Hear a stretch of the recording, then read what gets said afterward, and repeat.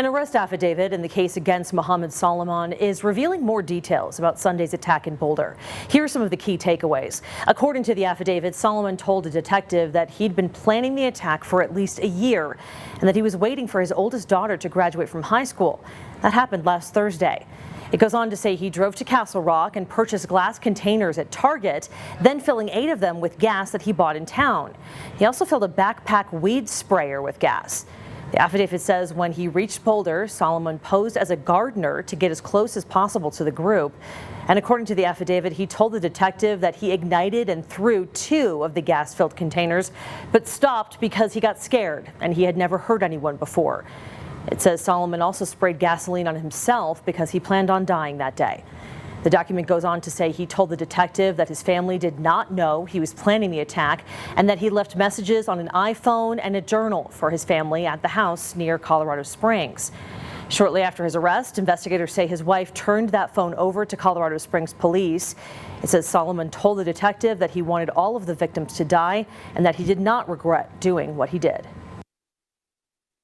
I'm Noah Kaplan with News 5 in El Paso County, outside the home of the suspect charged in the Boulder Pearl Street Mall attack. New details Tuesday show that his family, a wife and 5 children, have now been taken into ICE custody. Neighbors say, meantime, there is nothing out of the ordinary about this family. And it's just shocking, to say the least. Megan Elliott says she didn't ever interact with the suspect's family, but her roommates did. The wife was pregnant and she'd just given birth. The wife from the household came over and just gave them food and was super sweet, apparently.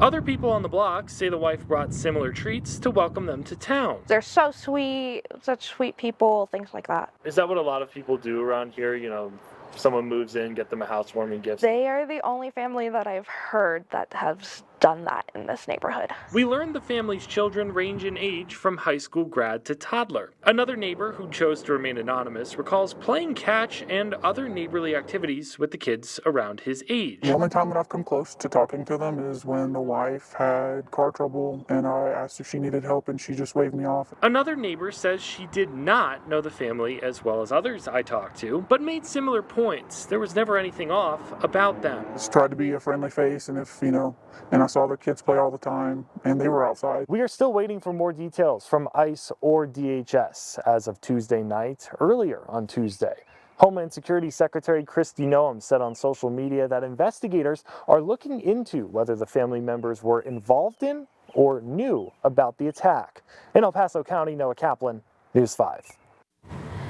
We are also learning more about the suspect himself. CNN reports after arriving in the U.S., Solomon briefly held a job as an accountant. The healthcare company Veros Health released a statement confirming he was an employee starting in May of 2023, but left 3 months later. CNN also reports Solomon worked as an Uber driver in town. They say Solomon took a concealed carry class, but he could not purchase a firearm because he was not a legal citizen. He's scheduled to appear in court on his state charges on Thursday afternoon. Remember to stay up to date on the new developments in this attack and in the cases against the suspect. You can visit our website, KOAA.com. You can also download our free KOAA app.